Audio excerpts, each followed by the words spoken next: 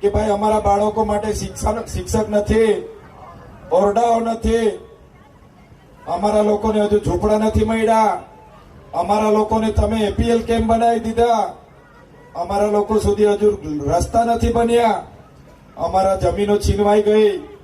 જ્યારે આ સરકાર સામે અમે બોલીએ ત્યારે આ સરકારને ગમતું નથી. એ સરકારે પહેલા તો અમને લોભામણી લાલચો આપી કે ભાઈ. તો નમસ્કાર મિત્રો, વિડીયોમાં તમારું સ્વાગત છે. ચેતરભાઈ વસાવાનું સ્વયાત્રાને આજે 11મો દિવસ ચાલતો હોય ત્યારે વાગરા વિધાનસભામાં સૌથી વધારે એમને સપોર્ટ મળી રહ્યો છે. નમસ્કાર મિત્રો, મેં તમારો દોસ્ત શૈલેષ ભીલ. વિડીયોમાં સ્ટાર્ટ કરતાં પહેલાં ચેનલ પર નવા હો તો ચેનલને સબસ્ક્રાઈબ કરવાનું બિલકુલ ભૂલતા નહીં. તમને ગુજરાતના અને ભારતના સૌથી મોટા સમાચાર બતાવી રહ્યા છે.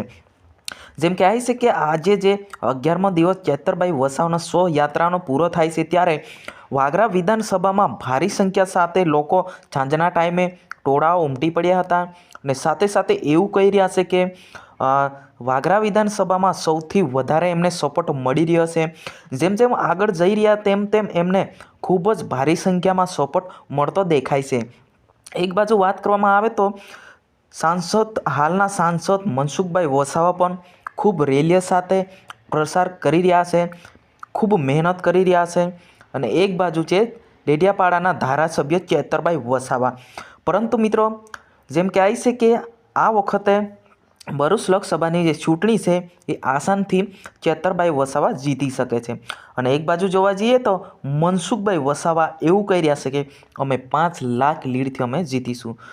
પરંતુ મિત્રો, અહીંયા જોઈને ખબર પડી રહી છે કે હાલના ટાઈમે જોવા જઈએ તો આદિવાસી સમાજ તેમજ અન્ય લોકો પણ ચેતરભાઈ વસાવાને ખૂબ સપોર્ટ આપી રહ્યા છે.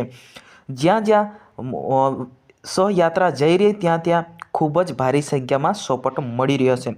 જ્યાં મિત્રો ચેતરભાઈ વસાવા આગળ બઢો હમ તુમ્હારે સાથે અન્ય લોકો મુસ્લિમ લોકો પણ કહી રહ્યા છે.